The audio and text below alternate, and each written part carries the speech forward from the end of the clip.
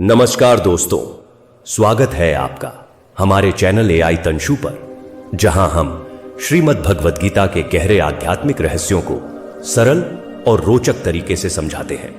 यह चैनल उन सभी साधकों और जिज्ञासुओं के लिए है जो जीवन के सवालों के जवाब ढूंढ रहे हैं, जो अपने मन की शांति और आत्मा की सैर करना चाहते हैं। चाहे आप युवा हो जो अपने जीवन का मकसद तलाश रहे हो, या फिर आध्यात्मिक राह पर चलने की तो चलो शुरुआत कर रहे हो, यहां आपको भगवान श्री कृष्ण की वाणी में वो जादू मिलेगा जो आपके दिल को छू लेगा और जीवन को नई दिशा देगा। तो आइए श्रीमद् भगवद गीता के 8वें अध्याय अक्षर ब्रह्म योग की सैर पर चलें और जानें कि कैसे हम भगवान की प्राप्ति का रास्ता पा सकते हैं। चलिए शुरू करते हैं। श्रीमद् भगवद गीता अध्याय 8 अक्षर ब्रह्म योग। श्लोक 1। अर्जुन की जिज्ञासा और मन की बेचैनी। अर्जुन युद्ध भूमि में खड़े होकर अपने मन की उलझन और बेचैनी के साथ भगवान श्री कृष्ण से सवाल पूछते हैं। उनकी आवाज में एक गहरी जिज्ञासा और बेचैनी थी। हे भगवान, हे पुरुषोत्तम, यह ब्रह्म क्या है? अध्यात्म का असली मतलब क्या है? कर्म का सही अर्थ क्या है? अधिभूत और अधिदैव कौन है? हे मधुसूदन, अधियज्ञ कौन है और वह इस शरीर में कैसे मौजूद है? और जो लोग हर पल अपने मन को आप में डुबोए रखते हैं, वे आखिरी पल में आपको कैसे जान पाते हैं? अर्जुन के ये सवाल सिर्फ शब्द नहीं, बल्कि उनके दिल की गहराई से निकली पुकार है। वह सिर्फ सुनना नहीं चाहते, बल्कि भगवान की हर बात को गहराई से समझना चाहते हैं। उनके मन में सवालों का तूफान मचा है। क्या मैं अपने ही परिवार के खिलाफ युद्ध करूं?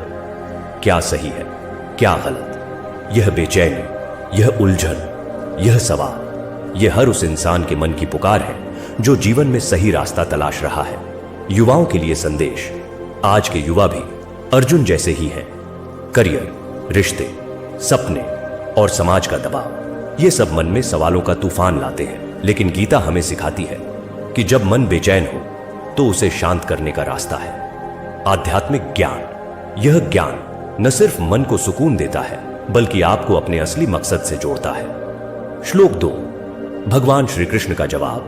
ब्रह्म, अध्यात्म और कर्म का रहस्य श्री कृष्ण बड़े प्रेम और करुणा से जवाब देते हैं। हे अर्जुन, जिसका कभी नाश नहीं होता उसे ब्रह्म कहते हैं। जब कोई इंसान अपने असली स्वरूप को समझता है कि वह सिर्फ यह शरीर नहीं बल्कि एक अमर आत्मा है, तो वह रास्ता अध्यात्म कहलाता है।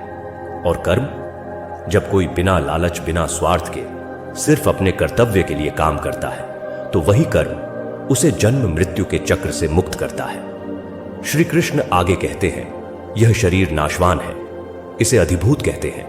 ब्रह्मांड की चेतना जो इसे चलाती है वह अधिदैव है, और इस शरीर में मेरी उपस्थिति जो हर यज्ञ का आधार है, वही मैं स्वयं हूं, अधियज्ञ।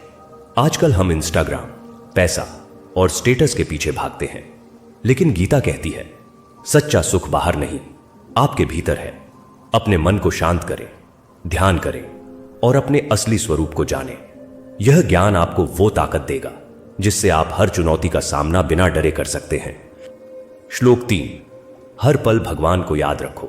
श्री कृष्ण अर्जुन से कहते हैं, हे अर्जुन, हर समय मेरा स्मरण करते हुए अपने कर्तव्य को निभा। जब तेरा मन और बुद्धि पूरी तरह मुझ में लीन हो जाएंगे, तब तू निश्चित रूप से मुझे प्राप्त करेगा।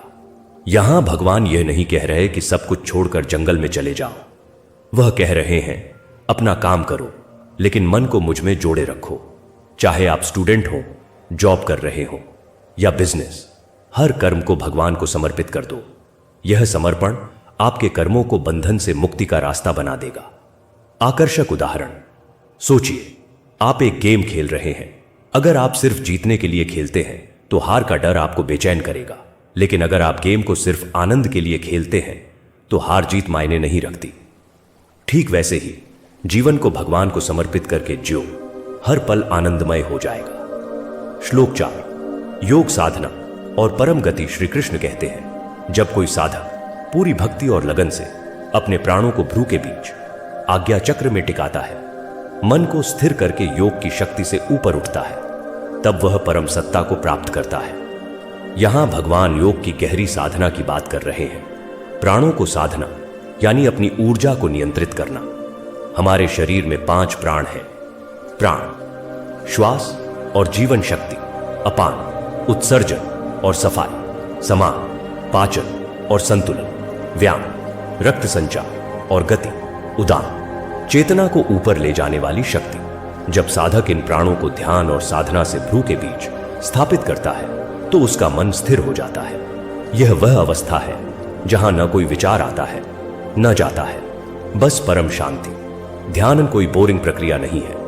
बस 5 मिनट रोज अपनी सांसों पर ध्यान दें। आंखें बंद करें, गहरी सांस लें और मन को शांत करें। यह आपके तनाव को कम करेगा और आपको अंदर से ताकत देगा। श्लोक 5। अनन्य भक्ति का मार्ग श्री कृष्ण कहते हैं, जो व्यक्ति हर पल सिर्फ मुझे याद करता है, जिसके मन में मेरे सिवा कोई और जगह नहीं, वह मुझे आसानी से पा लेता है। उसे फिर इस संसार के दुखों और जन्म मरण के चक्र से मुक्ति मिल जाती है। यहां भगवान अनन्य भक्ति की बात कर रहे हैं। ऐसी भक्ति जिसमें न लालच हो न डर, बस प्रेम। ऐसा व्यक्ति जीते जी मुक्त हो जाता है। आध्यात्मिक कहानी। एक बार एक भक्त ने भगवान से पूछा, आपको पाने का सबसे आसान रास्ता क्या है? भगवान मुस्कुराए और बोले, मुझे हर पल अपने दिल में बसा लो, जैसे तुम अपने फोन को हर वक्त साथ रखते हो। युवाओं के लिए प्रेरणा। आजकल हमारा ध्यान फोन, नेटफ्लिक्स और सोशल मीडिया पर रहता है, लेकिन अगर हम दिन में बस 2 मिनट भगवान को याद करें तो हमारा मन इतना हल्का हो जाएगा कि सारी टेंशन गायब हो जाएगी। श्लोक 6। सृष्टि का चक्र और परमधाम। श्री कृष्ण कहते हैं, जब ब्रह्मा जी का दिन होता है तब सृष्टि प्रकट होती है और रात होने पर सब कुछ अव्यक्त में लीन हो जाता है। लेकिन उस अव्यक्त से भी परे एक शाश्वत तत्व है, मेरा परमधाम। जो इसे पा लेता है वह फिर जन्म मरण के चक्र में नहीं आता। यहां भगवान सृष्टि के चक्र की बात कर रहे हैं। जैसे सुबह होती है और रात को सब सो जाता है, वैसे ही सृष्टि बनती और मिटती है, लेकिन परमधाम उससे परे है।